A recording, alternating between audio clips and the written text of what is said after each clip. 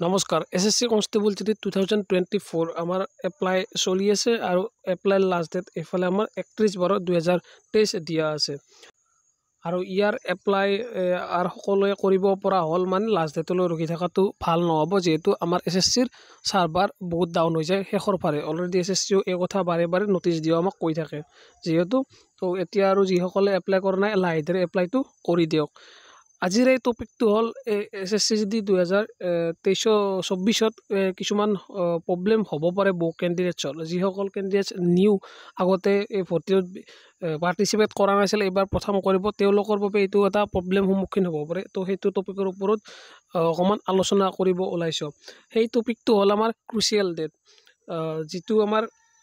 ডকুমেন্টৰ বাবে থাকে এতিয়া কথা হল আমাক যেটো ডকুমেন্টৰ ডিএমই ডিবি থাকে হেতু আমাক মেডিকেলৰ টাইমত আমাৰ ডকুমেন্ট ভেৰিফাই হয় বা ডকুমেন্টখিনি আমাক মেডিকেলৰ টাইমত লয় তো তাত আমি যি ডকুমেন্টছ থাকে পিআৰসি কাষ্ট সাৰ্টিফিকেট এইবিলাক আমি সাবমিট কৰিব লাগে তো তাত কি কৰা যায় যে কিছুমান ডকুমেন্ট আমি কি কৰা যায়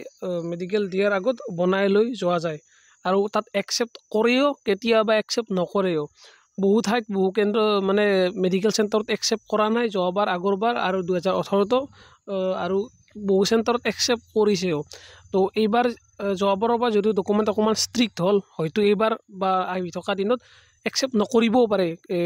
যদি আমি মেডিকেলৰ কিদিমান আগত কিছুমান ডকুমেন্ট বনাই লৈ যাওঁ তো এতিয়া প্ৰশ্ন হল যদি আমি তেতিয়া বনাব নোৱাৰো মেডিকেলৰ আগত বনালে নহব তেতিয়া হলে কেতিয়া বনাব লাগিব ইয়াতে মই পইণ্ট এটা দেখাই দিও এই পইণ্টটো আমাৰ নোটিছখনত আছে এই পইণ্টটো 6.3 পইণ্ট হিচাপে উল্লেখ কৰা আছে আৰু ইয়াত এটা আমি দেখিছো এই পইণ্টটো চাওক কি লিখা আছে এইটো লাইন পঢ়িব crucial date for claiming SC ST OBC EWS status will be the closing date for receipt of online applications এইটো means কি হল আমি যদি SC ST OBC আৰু EWS ৰ সাৰ্টিফিকেট বনাও আৰু এই সাৰ্টিফিকেটৰ বনা ডেট হল যেটো ডেট অনলাইন এপ্লিকেশন শেষ হ'ব হেতুৰ আগত হ'ব লাগিব এবাৰ যেহেতু ডেটটো last date and the time for receipt of online application is 31/12 এইটো এবাৰ 31/12 যেহেতু লাষ্ট ডেট ইয়াৰ তো যিবিলাক ডকুমেন্টছ থাকে 31 তাৰিখৰ আগত বনালে ভাল হয়